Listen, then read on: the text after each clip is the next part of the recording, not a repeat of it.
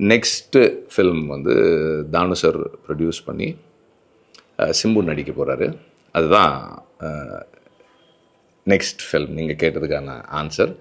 வாடிவாசல் வந்து as always நம்ம ரைட்டிங்கில் இருக்கிற டிலே ஆலையும் கொஞ்சம் டெக்னிக்கல் ஆஸ்பெக்ட்ஸ் இன்னும் கொஞ்சம் நம்ம சேஃப்டிக்காக, ஆர்டிஸ்டுடைய சேஃப்டிக்காக, எல்லாருடைய சேஃப்டிக்காகவும், அனிமல் சேஃப்டிக்காகவும் இன்னும் கொஞ்சம் டைம் எடுக்கிறதால ரொம்ப நாள் வெயிட் பண்ண முடியல அப்படின்றதால வி தாட் இப்படி ஒன்று பண்ணலாம் அப்படின்னு சொல்லிட்டு